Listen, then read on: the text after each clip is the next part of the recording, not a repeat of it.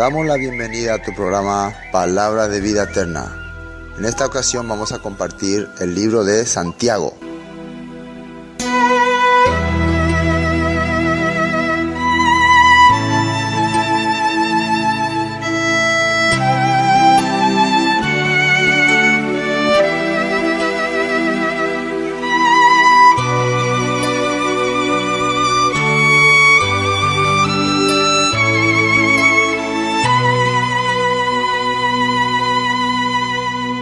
Epístola Universal de Santiago, Santiago 1. Santiago, siervo de Dios y del Señor Jesucristo, a las 12 tribus que están en la dispersión, salud. Hermanos míos, gozaos profundamente cuando os halléis en diversas pruebas, sabiendo que la prueba de vuestra fe produce paciencia. Pero tenga la paciencia su obra completa, para que seáis perfectos y cabales, sin que os falte cosa alguna. Si alguno de vosotros tiene falta de sabiduría, pídala a Dios, el cual da a todos abundantemente y sin reproche, y le será dada. Pero pida con fe, no dudando nada, porque el que duda es semejante a la onda del mar, que es arrastrada por el viento y echada de una parte a otra. No piense pues quien tal haga, que recibirá cosa alguna del Señor, ya que es persona de doble ánimo e inconstante en todos sus caminos. El hermano que es de humilde condición, gloríese en su exaltación, pero el que es rico, en su humillación, porque él pasará como la flor de la hierba. Porque cuando sale el sol con calor abrasador, la hierba se seca, su flor se cae, y perece su hermosa apariencia. Así también se marchitará el rico en todas sus empresas. Entonces, el nombre original es Jacobo. Ese es su nombre verdadero. Entonces después la gente le fue, esta es una forma de decir que cómo se fue transliterando, pero acá se le agregó el San Jacob y después ya quedó Santiago. Así no sé cómo, dicen algunos que alguien pronunció así también. En esto, cuando estaba leyendo de dónde sale el nombre de Santiago, realmente alguien pronunció así. Alguien no pudo pronunciar San Jacob, entonces pronunció Santiago. Y se quedó ahí, Santiago. Y así se puso en la Biblia. Así encontraron ellos en los escritos antiguos. Y entonces quedó ahí. Pero su nombre verdadero es Jacobo. Entonces vamos a empezar conociendo primero. Primero vamos a leer capítulo 1, versículo 1. Dice, Santiago, o ya Jacobo, siervo de Dios y del Señor Jesucristo, a las 12 tribus que están en la dispersión, Shalom, salud. Salud quiere decir Shalom, me saluda. Primero, ¿a quién va dirigido la carta? La carta de Santiago, o sea, Jacobo, dice epístola universal, dice. La palabra universal, ¿saben qué quiere decir? O sea, el católico quiere decir universal. O sea, podríamos decir epístola católica. Pero suena raro, ¿no? Cuando decimos epístola católica. No, este no es católico, este es universal. La palabra católico quiere decir universal. ¿Qué quiere decir? Que esto no es como mucha gente dice que va dirigido solamente a los judíos, sino va dirigido a todos los creyentes en la palabra, en la escritura, en la Torah y en Jesucristo, en Yeshua. A todos ellos. Entonces, ¿a quiénes no va dirigido? A los que no creen en la palabra, a los que no creen en la Torah, a los que no creen en Jesucristo, a ellos no va dirigido. Porque esta carta es muy discutido entre los evangélicos. ¿Saben ustedes? Hay mucha gente que no le gusta esta carta. Y a medida que vayamos estudiando, se van a dar cuenta por qué. Porque supuestamente esta carta contradice el evangelio de la gracia que predica el apóstol Pablo. Supuestamente. Vamos a darnos cuenta que Pablo y Santiago jamás podían estar en contra. Porque el que le reconoce a Pablo como predicador, como apóstol, precisamente es Santiago. El que le da, sí, tú eres un buen predicador. Entonces, ¿cómo puede ser que después de que Santiago le reconozca a Pablo como compañero apóstol, él vaya a predicar en su contra? Además, Pedro también dice que Pablo predicaba bien, predicaba la verdad y que era muy complicado muchas veces entenderle. Pero Pedro nunca estaba hablando que Santiago era un falso predicador. Bueno, la mayoría de la gente no dice que es falso predicador, sino que su carta iba más dirigido a los judíos netamente, al que quería aplicar el judaísmo. Y precisamente por lo que acá dice en el versículo 1, a las 12 tribus que están en la dispersión. Pero vamos a pensar, en ese tiempo existían las 12 tribus todavía. Ya no estaban las 12, solamente existía la tribu de Judá reconocible. Después las demás tribus ya se habían mezclado entre las naciones. Por eso cuando dice a las 12 tribus se está refiriendo a todos aquellos que están escuchando la voz de Dios, escuchando el llamado, están escuchando otra vez el regresar a la casa, a la palabra, a la Torah. Entonces a eso se está refiriendo. Entonces, por ejemplo, si nosotros hoy estamos escuchando la carta de Santiago y somos personas que estamos volviendo a la Torah, volviendo a la enseñanza de Jesús, al Evangelio, a los pactos, ¿quiénes somos?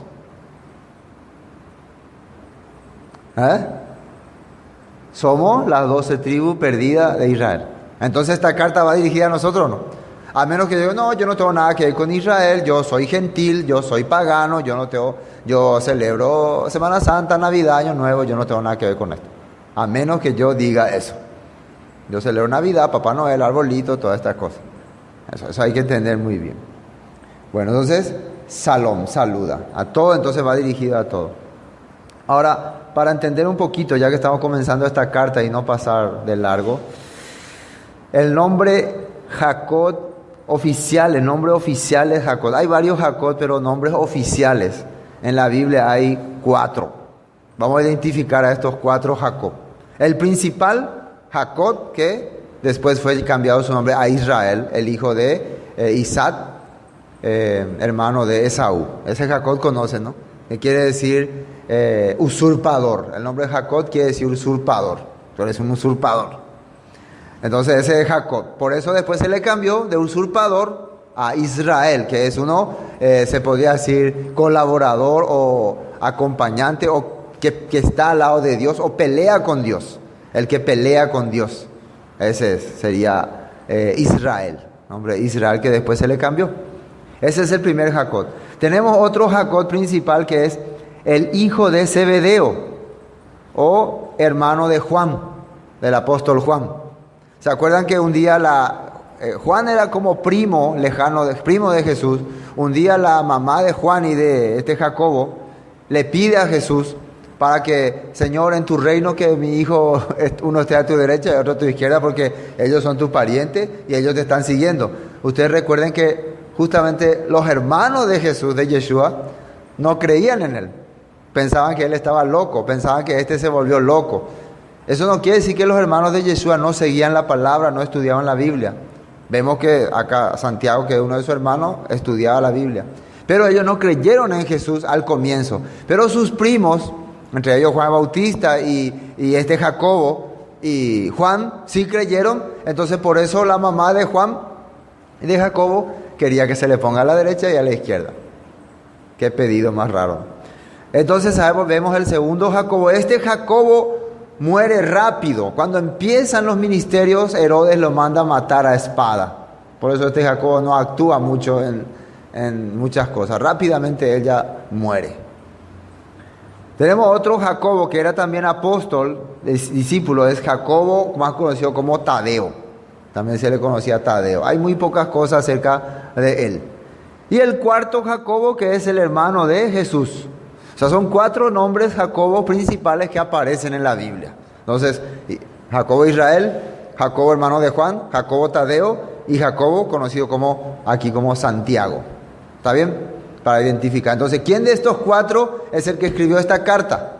Es el hermano de Jesús, porque Pablo muchas veces le menciona como el hermano de nuestro Señor, le menciona. El hermano, y la palabra hermano, no me acuerdo la palabra en griego, pero estaba viendo que quiere decir salido del mismo vientre. Eso quiere decir hermano. Vamos a ver un texto. La palabra hermano en griego quiere decir salido del mismo vientre. Marcos 6, 3. 6, versículo 3. Jesús en Nazaret dice, ¿no es este el carpintero? Esto están diciendo las personas acerca de Jesús. ¿No es este el carpintero? Se dan cuenta que la gente le conocía bien a Jesús, que él era carpintero, él vivió toda su vida como carpintero. Quiere decir que él hacía su trabajo, él trabajaba normalmente sin problema. Hijo de María, hermano, y acá en griego les dije, quiere decir salido del mismo vientre. Por eso en algunas denominaciones universales dicen que acá quiere decir primos. Acá quiere decir primos. Y recordemos que Jesús tenía un Jacobo que era su primo, pero era otro. Pero este Jacobo era su hermano, porque dice salido del mismo vientre en griego. Hermano de Jacobo, de José, de Judas y de Simón. ¿No están también aquí con nosotros sus hermanas? Y se escandalizaban de él. Por lo mínimo Jesús tenía 2 hermanas. Porque si dice sus hermanas, por lo mínimo serían 2. Pero no sabemos cuántas hermanas tenía. No menciona el nombre de la hermana, pero sí menciona hermanas. Entonces acá sale quién era este Jacobo. Ahora vamos a ver en Hechos capítulo 15, un discurso famoso que hizo Jacobo en el concilio de Jerusalén. Hechos capítulo 15. Para que podamos entender que Jacobo no solamente su enfoque era dirigido hacia el judaísmo ni hacia los judíos, sino netamente hacia los dispersos de Israel o hacia la gente que estaba aprendiendo la palabra en aquel tiempo. Recuerden que en Hechos 15 la discusión es sobre si los gentiles van a guardar la Torá, guardar la ley o cómo se va a hacer. Entonces acá él determina qué se va a hacer con ellos. Dice desde el versículo 13 vamos a leer. Cuando ellos callaron, Jacobo respondió diciendo: varones hermanos, oídme. Simón ha contado cómo Dios visitó por primera vez a los gentiles, y fíjense lo que dice ahí, para tomar de ellos pueblo para su nombre. La palabra nombre quiere decir shen, vivencia. Que si Dios quiere agarrar entre los gentiles gente que sea parte de su pueblo en su nombre, quiere decir que quieren que viva conforme a su mandato y enseñanza. Dios escogió, dice. No es que el hombre escogió, Dios escogió. Después de, versículo 15, y con esto concuerdan las palabras de los profetas como está escrito. Esta palabra está escrito en Amós 9, 11, 12, y ahora por falta de tiempo no voy a leer, pero esta profecía de Amós 9, 11, 12 se refiere a cuando Dios va a restaurar el tabernáculo caído de David, o sea, las 12 tribus de Israel. ¿Qué va a restaurar Dios? Las 12 tribus de Israel. ¿Dónde está eso? En Amós capítulo 9, 11, 12 está como profecía. Y eso es lo que ahora está leyendo Jacobo. Entonces cuando Jacobo está leyendo algo que se relaciona con las 12 tribus de Israel, ¿en qué contexto está leyendo? Refiriéndose a quién, a los gentiles que Dios está ahora rescatando. Entonces podemos darnos cuenta que cuando él habla de los gentiles, también ¿de quién está hablando? De las 12 tribus de Israel. Entonces, clarito que la carta que está escribiendo está dirigida a gentiles que están regresando al pueblo de Dios, al pacto, a la promesa, que son llamados ovejas perdidas. Bueno, leamos lo que dice. Y con esto concuerdan las palabras, versículo 15, de los profetas, como está escrito: después de esto volveré y reedificaré el tabernáculo caído de David, que está caído, y repararé su ruina y lo volveré a levantar para que el resto de los hombres busque al Señor, dice. Y miren lo que dice ahí abajo: y todos los gentiles sobre los cuales he invocado mi nombre, dice el Señor, que hace conocer todo esto desde tiempos antiguos. Él esto leyó en el concilio de Jerusalén, en Hechos capítulo 15, cuando se estaba discutiendo acerca de los gentiles. ¿Para qué leyó esto? Para que la gente, los judíos, se den cuenta que esta gente Dios está trayendo, no es nosotros. Entonces no podemos interrumpirle. Esto es importante también entender.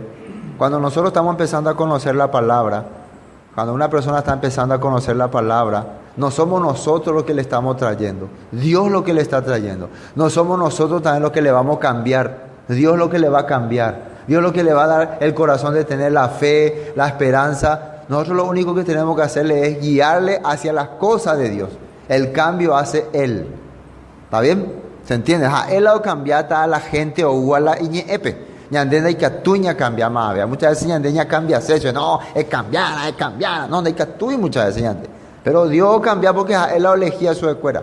Habla meta su el corazón o catuamos eso pronunciar la jera, todo. Dios le va a dar el corazón para que pueda pronunciar correctamente el nombre, para que pueda conocer realmente las profecías, el milenio, el reino celestial, todo Dios le va a dar. Al comienzo esa persona tal vez no va a entender muchas cosas, todavía va a pensar como antes pensaba. Pero mientras va conociendo la palabra, Dios le va a ir abriendo su entendimiento. Gálatas quiero ver otra vez. Gálatas capítulo 1. Gálatas capítulo 1 versículo 17. Fíjense, atiendan muy bien lo que dice el apóstol Pablo. Este es muy importante porque recuerden, la gente, el cristianismo, el evangelismo, dice que Santiago se opone a Pablo. Que Pablo predica la fe solamente, la salvación solamente por la fe sin las obras. Y que Santiago predica, no, la fe sin obra está muerta. Entonces se oponen. Vamos a leer acá, ¿quién confirmó a Pablo como apóstol? Claro, sabemos que Pablo fue escogido por Jesús, pero en la iglesia en ese tiempo era dirigida por Santiago y Pablo viene y le presenta su evangelio a Santiago y Santiago le aprueba. ¿Qué quiere decir? Que nunca estaban ellos en contra. Si no, ahí mismo le hubiera dicho Santiago, no, vos estás predicando mal. O Pablo le hubiera dicho, no, a mí no me reveló así el Mesías. A mí me reveló que solo por la gracia, nada que ver la obra. Qué raro, nosotros creemos que por la obra también. Ahí van a discutir ahí, ¿sí o no? Vamos a ver. Esto para que quede en su archivo. Capítulo 1, versículo 17. Ni subí a Jerusalén a los que eran apóstoles antes que yo, sino que fui a Arabia y volví de nuevo a Damasco. Después, pasados 3 años, subí a Jerusalén para ver a Pedro y permanecí con él 15 días. 15 días estuvo con Pedro, aprendiendo, compartiendo, debatiendo ideas. 15 días. Pero no había ningún otro de los apóstoles, sino a Jacobo. ¿Y quién es Jacobo? El salido del vientre de la misma madre del Señor. Eso quiere decir, hermano. ¿Qué quiere decir, hermano? Salido del mismo vientre. Entonces no le vio a nadie. Y después, capítulo 2, 7. Antes, por el contrario, como vieron que me había sido encomendado el evangelio de la incircuncisión como a Pedro de la circuncisión, pues el que actuó en Pedro para el apostolado de la circuncisión, actuó también en mí para con los gentiles. Y reconociendo, este es importante, reconociendo la gracia que me había sido dada. ¿Quién sale ahí? Jacobo, Cefas y Juan, que eran considerados como columnas, nos dieron a mí y a Bernabé la diestra en señal de compañerismo para que nosotros fuésemos a los gentiles y ellos a la circuncisión. Reconociendo, dice, la gracia que me había sido dada a Jacobo, Cefas y Juan, que eran considerados como columna, nos dieron a mí y a Bernabé la diestra y la señal de compañerismo. Ustedes predican lo mismo que nosotros. Lo único que le está diciendo, la única diferencia acá es que Pablo y Bernabé iban a ir hacia los gentiles. ¿Qué quiere decir? Ellos iban a viajar y los demás se iban a quedar ahí en Jerusalén nada más. Esa es la única diferencia. Después nosotros vemos que Pedro también, a los últimos años de su vida, también viajó un poquito. Pero los que más viajaron fueron Pablo y Bernabé. ¿Entienden? Bueno, hay un historiador famoso que escribió sobre Santiago. Esto es importante para conocer quién era este señor Santiago. Y se llama Josefo, un famoso historiador judío de la época de Jesús. Él nació en el año 33, justamente cuando Jesús muere, él nace después de Jesús. Él escribió acerca de Santiago y dijo lo siguiente, que él era un hombre de oración. Santiago era un hombre que oraba constantemente. Era un hombre conocedor de la Torá. Su vida era ejemplo, o sea, él era ejemplo ante los demás. ¿Por qué creen que le pusieron como presidente o líder o encargado de la iglesia en Jerusalén? ¿Por qué creen? ¿Porque no sabía Torah? ¿Porque no oraba a Dios? Porque era ejemplo. Por eso a Santiago también se le conoce como el Sadik. ¿Qué significa Sadik? El justo. Cualquiera no llevaba ese nombre de justo, solo alguien que vivía la palabra de Dios. Y también su vida era ejemplo, conocía a Jesús. Eso era más importante. ¿Desde cuándo Santiago le conocía a Jesús? Desde que nació, ¿no? Era su hermano mayor. Él vio toda la vida de Jesús. Él conocía todo lo que era Jesús. Entonces, ¿quién más para poder hablar y contar quién era Él y dirigir a la iglesia que Él? Si la gente cuando está viniendo a Jesús, ¿de qué quisiera que se le hable? De Jesús. ¿Y cómo era Él? ¿Y cómo se comportaba cuando niño? Y era travieso y todo eso. ¿Quién más? Aparte de todas estas cualidades. Santiago muere cuando unos sacerdotes le acusan a él de estar predicando sobre un falso Mesías y le llevan y le alzan arriba en el templo, en el pináculo del templo, y le obligan a decir que niegue ante toda la gente que Yeshua era el Mesías, que niegue. Entonces para la gente era muy importante escuchar que Santiago niegue, porque si él negaba, él era el ejemplo, él era el líder, entonces la gente iba ya a entender. Pero ¿qué dijo él? No voy a negar. Entonces te vamos a tirar de acá, le dijeron. Aparentemente fue una tipo para asustarle, cuenta así Josefo. Pero al final, ¿qué hicieron? De verdad le tiraron. Y ahí él muere. Le echaron del templo. Supuestamente fue un accidente. Supuestamente fue un accidente. Bueno, así entonces estuvimos viendo un poco sobre este personaje. Por ahora la vamos a poder entender más bien lo que quiso decir en sus cartas. Santiago Jacot el justo. Bueno, empecemos.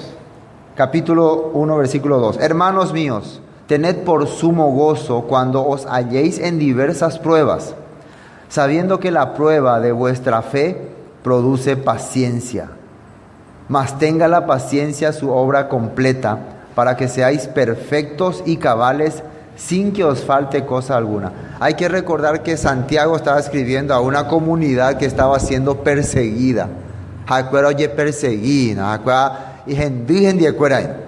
Esa era la época donde se le estaba persiguiendo a muchos que estaban creyendo en esta palabra. No le dice, no va a venir pruebas. No le dice, no va a haber dificultades. No le dice, hermano, crean en Dios, nomás no va a pasar nada. Al contrario, prepárense para las pruebas, le está diciendo. Va a venir dificultades, va a venir situación difícil. Hay que dice, hermanos míos, tened por sumo gozo cuando os halléis en diversas pruebas. Dice. Cuando empiecen a tener problemas por el Evangelio, por el camino de Dios, ¿cómo quiere que se sientan? Ay, por causa de la palabra, por causa de que vivo para Dios, mi vida es una miseria, ¿así? No, quiere que se sientan feliz si sufren, si padecen por el Evangelio. Hay muchas veces que nosotros para no padecer por el Evangelio preferimos renunciar. No, si yo hago estas cosas voy a tener muchos problemas, mejor hasta ahí nomás. No, yo no quiero sufrir por el Evangelio, no quiero. Entonces, ¿cómo te vas a sentir? Gozoso, estoy feliz de no sufrir por el Evangelio. Acá nos muestra así. Versículo 3 dice, sabiendo que la prueba produce paciencia. Sabiendo que la prueba de vuestra fe produce paciencia, mas tenga la paciencia su obra completa para que seáis perfectos y cabales sin que os falte cosa alguna. La palabra perfecto quiere decir crecido. Entonces, si ustedes pueden espiritualmente pasar esta dificultad, espiritualmente quiere decir por la fidelidad a la palabra, por la fidelidad a la escritura, van a poder llegar a ser personas maduras, crecidas, van a poder enfrentar la situación. Así está hablando. Quiero mostrarle unos textos para dar ejemplo de lo que él hablaba de algunas personas. Vamos primero a Salmos capítulo 73. Salmos 73. Personas que también sufrieron, tuvieron dificultad y hasta quisieron renunciar a la palabra. Salmo 73 habla de un hombre que se llamaba Asaf. Voy a leer solamente algunos textos sobre él. Primero, versículo 1, Salmo 73. Dice así, Salmo 73, versículo 1.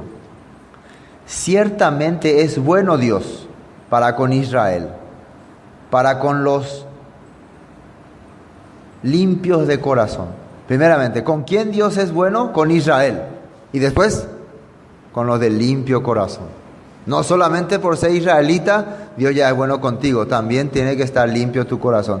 Pero en cuanto a mí, casi se deslizaron mis pies, por poco resbalaron mis pasos, porque tuve envidia de los arrogantes, viendo la prosperidad de los impíos. ¿Qué es lo que le pasó a Asaf? Vio que la gente pecadora vivía mejor, vivía feliz y le envidió. Como yo quiero vivir también como ellos. Mira, a ellos no les importa a Dios, ellos viven como se les da la gana y son felices. Yo todo el día leo la Biblia y miserable es mi vida. Así él empezó a pensar. Mira, ellos se divierten, se van de paseo, etcétera, etcétera, etcétera. Su papá le da permiso para que se vayan a la fiesta sin importar la hora que vengan. Mi papá sí que es argel, no quiero que salga ni a un lado ni en el portón. Ay, yo que leo la Biblia nomás, que Biblia todo el día. Por poco se resbalaron mis... Algunas veces pensé, yo tenía pensando, ay, si yo era hijo de un papá así que le gustaba farrear, iba a estar farreando ahí. No sé yo, ese es el pensamiento que tiene alguno. Asaf tuvo este pensamiento. Cuando le empezaba a mirar a la gente del mundo, les tuvo envidia. ¿Ustedes le tienen envidia a la gente del mundo? Piensen. Porque no tienen congojas por su muerte. O sea, no sienten dolor. Si me muero, jamás no besan. Y si te morís, jamás no besan. Vos le decís a la persona, mira, y si hoy te morí, ¿qué va a pasar de tu alma? Va, violeña. Ñamano, ñañeño, te pepe. Así dice la gente, ¿no? Una vez que te morí, ya terminó la vida. Hay que disfrutar, hay que gozar, hay que aprovechar. ¿Sí o no? Esa es la mente de la gente. A él no le importa el día de mañana. Si muero, muero. Entonces, eso cuando uno ve que a ellos no le importa su vida, parece que le querés seguir también. ¿Y a mí por qué tanto? Y después, si no es cierto, si me muero yo para el mundo, ¿qué? No habré disfrutado todo lo que tenía que disfrutar. ¿Sí o no? Así uno piensa, que en vez de que yo haya vivido todo lo que quería. Bueno, vamos a pensar que si no era cierto, de que si nos morimos realmente terminaba ahí. ¿Qué es lo que vamos a perder tanto? ¿Qué es lo que hubiéramos perdido? ¿Qué es lo que perdimos tanto? Porque vivimos bien, estamos comiendo. ¿Quién está ahora hambreando? ¿Quién está flaco así? ¿Quién está sufriendo? Nadie, estamos bien. Si no era cierto, igual vamos a estar bien. Pero si era cierto, ahí está el problema. Y si hubiéramos vivido desordenadamente, ahí sí hubiéramos tenido problemas. Si no es cierto y termina nuestra vida, ¿qué problema hay? Vivimos, hicimos lo que normalmente, me parece que estamos viviendo muchas veces mucho mejor que mucha gente. ¿Ustedes no creen así? Estamos viviendo mucho mejor que mucha gente. Así que si no es cierto de que existe Dios y cielo y todo lo que sea, no importa. Y si es cierto, tenemos mucha ganancia. Si no es cierto, no tenemos nada que perder. Eso es lo más importante. Pero después, ¿cómo cambió el corazón de Asaf? Miren lo que dice acá. Dice, versículo 8, se mofan y hablan con maldad de hacer violencia, hablan con altanería, ponen su boca contra el cielo y su lengua pasea la tierra. Por eso Dios hará volver a su pueblo aquí y aguas de abundancia serán extraídas para ellos. Y dice, ¿cómo sabe Dios? Y hay conocimiento del Altísimo, así se burla ellos de Dios. He aquí estos impíos, sin ser turbados del mundo, alcanzaron riqueza. Verdaderamente en vano he limpiado mi corazón y lavado mis manos en inocencia. Pues he sido azotado todo el día y castigado todas las mañanas. Versículo 15. Si dijera yo hablaré con ellos, he aquí a la generación de tus hijos engañaría.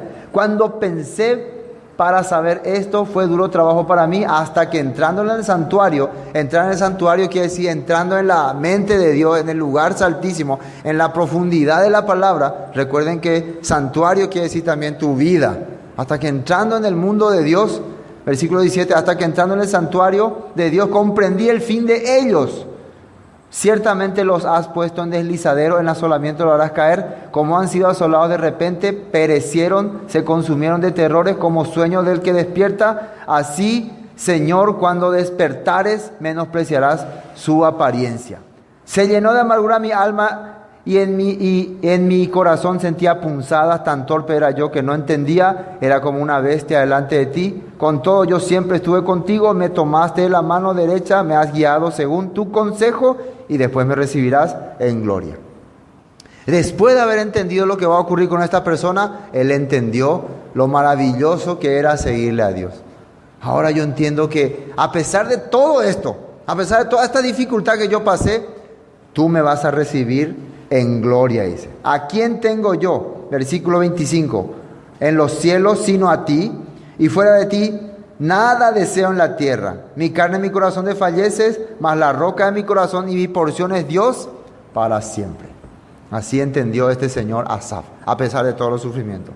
Un texto más, acá más atrás, Job 42, la última parte de Job está antes de Salmo. Ahí antes de Salmo está Job. Y ustedes ya conocen la historia de Job, ¿no? A él sí se le dio con todo. Muchas veces él no entendía por qué me pasan estas cosas. Si yo estoy sirviendo a Dios, si yo sé cuayapola Dios y potamba, ego yo cosa, no entendéis. Y llegó hasta murmurar también contra Dios. ¿Por qué, Dios? ¿Por qué? ¿Por qué? Maldito Dios. Yo soy más justo que Dios, dijo. Pero vamos a ver lo que pasó en el último capítulo. Versículo 1, 42, Job 42. Respondió Job al Señor y dijo: yo conozco que todo lo puedes, que no hay pensamiento que se esconda de ti. ¿Quién es el que oscurece el consejo sin entendimiento? Por tanto yo hablaba lo que no entendía, cosa demasiado maravillosa para mí que yo no comprendía.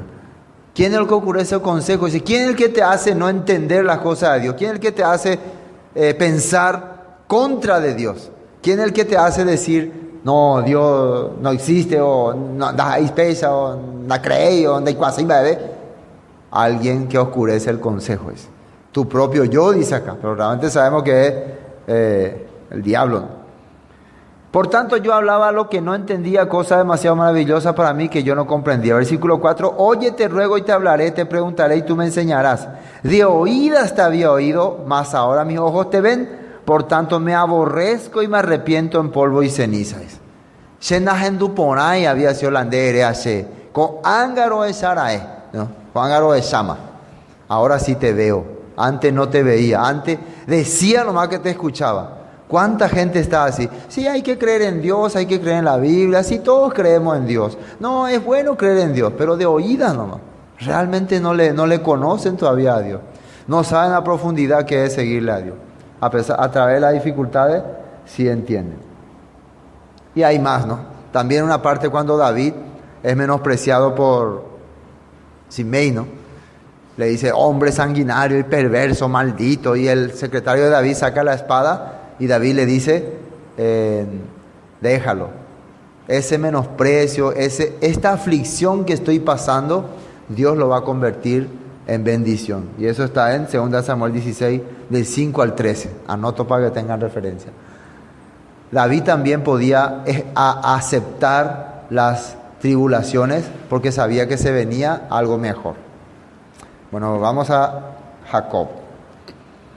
Bueno, ahora versículo 5, capítulo 1, versículo 5. Y si alguno de vosotros tiene falta de sabiduría, pídala a Dios, el cual da a todos abundantemente y sin reproche, y le será dada. Pero pida con fe, no dudando nada, porque el que duda es semejante a la onda del mar que es arrastrada por el viento y echada de una parte a otra. Y atienda muy bien este punto que estamos viendo acá. Santiago capítulo 1 estamos viendo. Estábamos viendo que aceptar la tribulación, aceptar la dificultad, aceptar los problemas, que por algo Dios nos envía los problemas, que eso son cosas que nos van a hacer madurar. Pero cuando vos podés pensar, pero no entiendo por qué me ocurre esta cosa. Siempre eso ocurre, ¿no? ¿Por qué me sucede esta cosa? ¿Qué dice acá? Y si ven, Después de haber dicho, más tenga paciencia su obra completa para que seáis perfectos, cabales, sin que os falte cosa alguna. Y si alguno de vosotros tiene falta de sabiduría, pídala a Dios, el cual da a todos abundantemente y sin reproche, y le será dada. O sea, si vos no podés comprender por qué ocurren estas cosas, por qué suceden estas cosas, ¿qué tenés que hacer? Dice la Biblia, pedirle a Dios sabiduría. Nosotros muchas veces le pedimos respuesta, pero acá dice, pídele sabiduría. ¿Qué es sabiduría? El libro de Proverbios dice que el principio de la sabiduría es el temor a Dios, dice. ¿Y cómo se le teme a Dios? Isaías dice que miraré a aquel que es pobre en espíritu y que tiembla a mi palabra. Entonces estamos comprendiendo ya qué es sabiduría. ¿Qué dice Santiago que tiene que pedir el que no entiende por qué está ocurriendo estas cosas, por qué pasa esta situación? Tiene que pedir respuesta. Señor, dame una respuesta. Nosotros esperamos que venga, sí, hijo, ahí te va la respuesta. Esto quiere decir, no va a venir nunca así la respuesta. Respóndeme, ¿por qué hiciste eso? ¿Por qué? Pide sabiduría. ¿Y la sabiduría dónde está? En su palabra, en su escritura. Y miren cómo dice acá, pero pida con fe, dice. Siempre a mí me decía, hay otra denominación que te dice, ¿sabe por qué no entendés nuestra doctrina? Porque vos no orás con fe. No voy a decir qué denominación es para no comprometerme. Pero hay una denominación que dice que vos no aceptás su doctrina porque vos tenés que orarle a Dios que te diga que si esta es la verdad o no. Y si orás con fe, Dios te va a revelar. Y vos le decís, pero yo oré ayer con fe y no me dijo que era la verdad. No oraste con fe. ¿Cómo podés orar con fe? ¿Qué es fe? Otra vez, ahí tenemos que profundizar esa palabra y vamos a el significado original, quiere decir fidelidad a la Escritura. Tener la corriente de Dios en tu corazón. Eso es pedir con fe. Mira lo que dice acá. Pero pida con fe, no dudando nada. Sale ahí, no dudando nada. ¿De qué es lo que no hay que dudar? ¿De lo que está pidiendo o de la sabiduría que Dios te tiene que revelar? Sí, de la palabra. Acá, ¿qué te pide que pida? Vamos a decir, ¿qué te pide Dios que le pida? Sabiduría. Y vamos a ver, siempre los textos nos ayudan para corroborar qué es sabiduría. Vamos primero a Juan capítulo 15. Juan capítulo 15. Vamos a analizar este punto. Juan capítulo 15. Juan capítulo 15, versículo 6. 15, 6. El que en mí no permanece será echado fuera como pámpano y se secará, y los recogen y los echan en el fuego y arden. Si permanecéis en mí, y que dice después, y mis palabras permanecen en vosotros, y ahí sale, pedid todo lo que queréis y os será hecho. Jesús nos está diciendo, si permanecer en mí, primero en Él, permanecer en Él, confiar en su vida, su obra, su trabajo, su muerte, su resurrección, su vida. Y también ¿qué? Y mis palabras permanecen en ustedes. Si permanece la obra, la vida de Jesús en tu vida y su palabra, ¿qué tenés que hacer? Pedir todo lo que quisieras.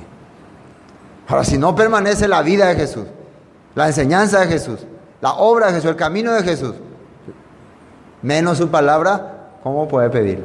Eso es el primer punto, ¿no? Si permanecéis en mí y mis palabras permanecen en vosotros, pedid todo lo que queréis y os será hecho. Este es el primer texto. Ahora mismo San Juan 16, ahí al ladito, 24. San Juan 16, 24. Fíjense lo que dice ahí.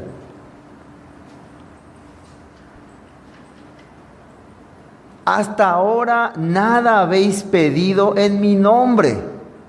Atienda muy bien. Han pasado ya 3 años que los discípulos están con Jesús. ¿Y él qué le está diciendo? ¿Qué le está diciendo? Ustedes no han pedido nada todavía en mi nombre. ¿Qué? ¿Cuántas cosas le han pedido? Pero él dice, no, nada no han pedido.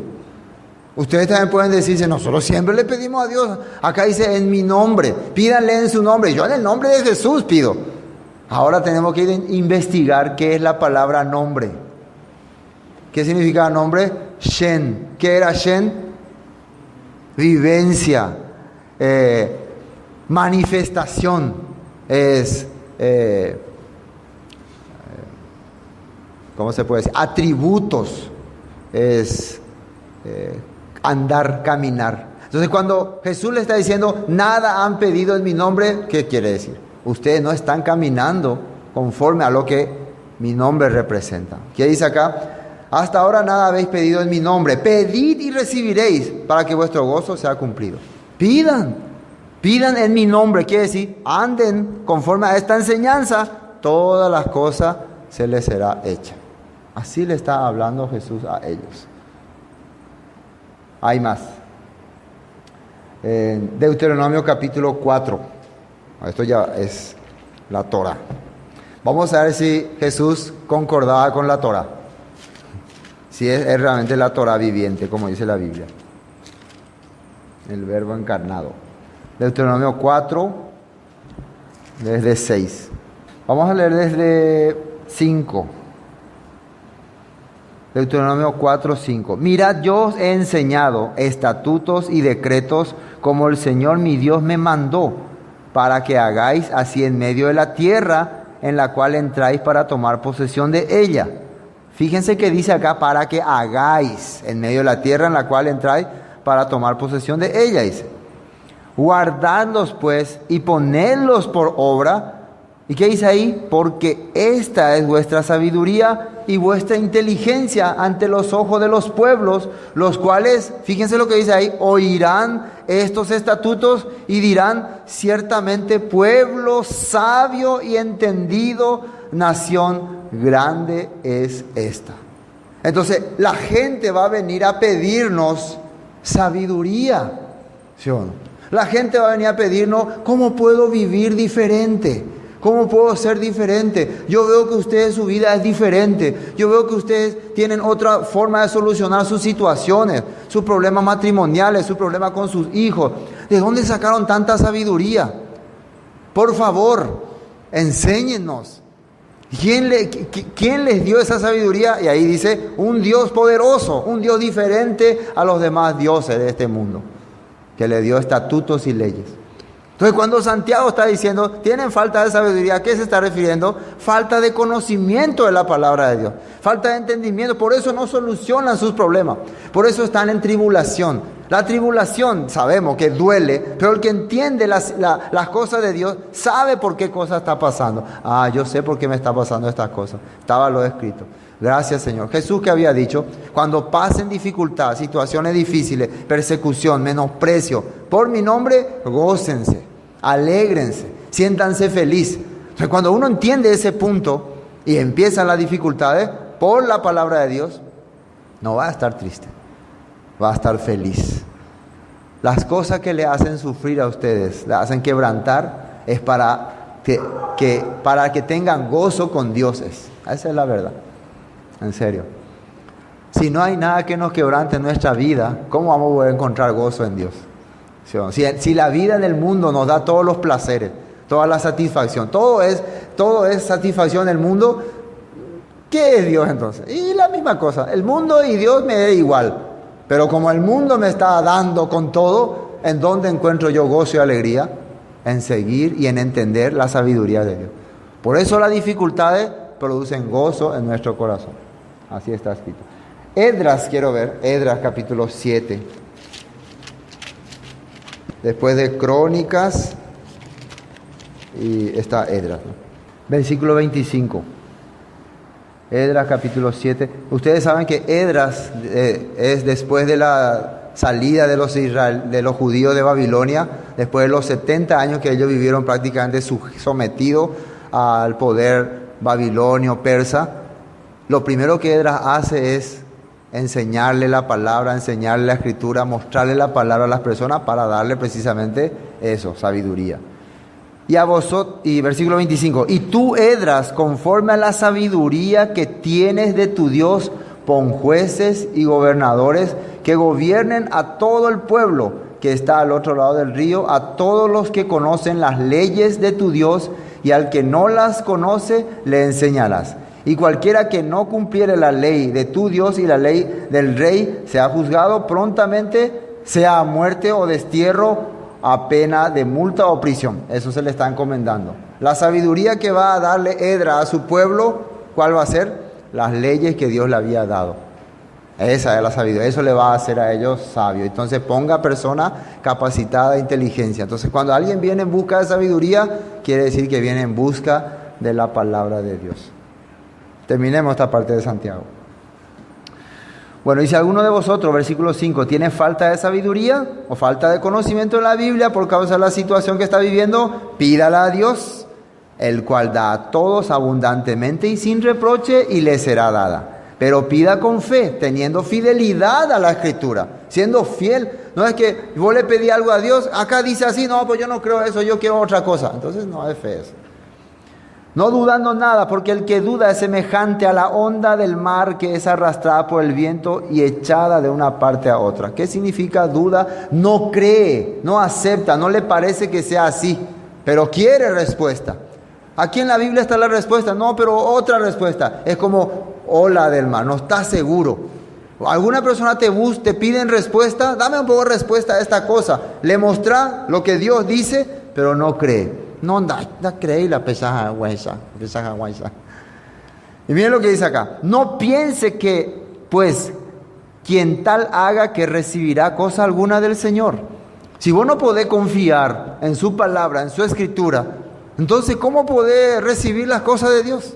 Si no podés permanecer en su palabra. El hombre de doble ánimo es inconstante en todos sus caminos. ¿Qué significa doble ánimo? Cambia y cambia su corazón de condición. Ese es doble ánimo. Cada momento cambia. Un día cree así, otro día cree así, otro día no cree, otro día cree, otro día sí, otro día no cree. Así es. Cada momento está, un día cree en Dios, otro día no cree en nadie, un día le gusta a Dios, otro día no le gusta nada. Así hay las personas. Un día, ahora no quiero saber nada de nadie. Hoy estoy contento, hoy estoy feliz, hoy quiero disfrutar la vida con Dios. Ese es doble ánimo. Uno, cuando va a la guerra, no puede pensar, si me asusto, si la guerra no es tan terrible, voy a correr. No voy a seguir. Pero si es terrible, voy a correr. No, cuando vos vas a la guerra, ya te vayas. Estoy colo y coa. Así, con esa mentalidad. Yo nunca fui a la guerra, pero aprendí por televisión. Cuando vos te vas a la guerra, no importa si tus compañeros al costado están cayendo, vos tenés que avanzar. ¿Sabes? Si vos, por ejemplo, te vas a una guerra y ves que a tu costado uno le descabezan, sale su brazo, sale su pierna, y ¡ay! ¡Me asusté! Entonces, ¿vas a poder continuar? No. Vos ya no tenés que, hacia frente nada, hacia adelante. No sea doble ánimo. Nosotros estamos en la guerra espiritual en este mundo. ¿Sí? El hombre de doble ánimo es inconstante en todos sus caminos. ¿Qué quiere decir en todos sus caminos? En toda su forma de pensar. Nunca está decidido a algo, no tiene fijada la mente en algún punto. No es como un corredor que sabe que al partir tiene una meta. Sale nomás y no sabe dónde va. A una vez se va por acá, va por ahí, corre todo de balde. Nosotros tenemos que tener fijado algo. El hermano que es de humilde condición, gloríese en su exaltación. Si una persona en esta tierra vive con pocas cosas, acá sí se está refiriendo a la humildad de economía. Si vos en esta tierra no tenés mucha riqueza, entonces alegrate con que Dios te exalte. No sé si me están entendiendo. No tenés muchos recursos, no tenés mucho dinero, pero Dios te da todo lo que necesitas. Con eso sentite feliz y contento con lo que Dios te está dando y exaltando. Eso Santiago está diciendo. Pero el que es rico, se refiere a económicamente, en su humillación, porque él pasará como la flor de la hierba, porque cuando sale el sol con calor abrasador, la hierba se seca, su flor se cae y perece su hermosa apariencia. Así también se marchitará el rico en todas sus empresas. Ahora, ¿por qué hablaba Santiago estas cosas? y eso vamos a entender mientras vayamos avanzando en el libro, Él está dando una instrucción. Dentro de poco va a venir lo que había profetizado nuestro Mesías, que va a venir una gran desolación a todos los que estamos siguiendo este camino. Entonces había muchos que estaban amontonando riquezas aquí, y le está explicando, un día ustedes van a perder todo, van a quedar sin nada. Entonces mejor siéntanse bien cuando Dios les exalte y les bendiga, no cuando pierdan todas sus cosas. ¿Por qué? Ocurrió, y siempre hemos visto en la historia, que a los judíos siempre cuando se les perseguía, se les sacaba todas sus cosas. En el tiempo de Hitler, por ejemplo, decidió un día embargarle todas sus cuentas, sus propiedades, todo le quitó. No, ustedes estafaron al pueblo, ahora todo pertenece al Estado. Así hizo Hitler. En otras épocas también, en la época de cuando se descubrió América, a los judíos se les expulsó de América, de España, se les quitó todas sus propiedades, y siempre ha sido así. Nosotros vemos también que en la carta que a Priscila y Aquila le habían expulsado de Roma, y cuando ellos son expulsados, solamente llevan su maletita nomás y su ropa. Toda su propiedad, todo lo que compraron, queda ahí. Queda. Entonces eso era ya, Santiago estaba avisando, no se sientan protegidos por la riqueza. No se sientan que la riqueza le va a proteger. No, yo no tengo problema, no tengo mucha riqueza, voy a vivir feliz. No, eso se va a secar como flor del campo. No se sientan con eso especial. ¿Se entiende, no? Bueno, y hay más soportando las pruebas, pero eso vamos a compartir el próximo martes. Y hasta aquí vamos a compartir.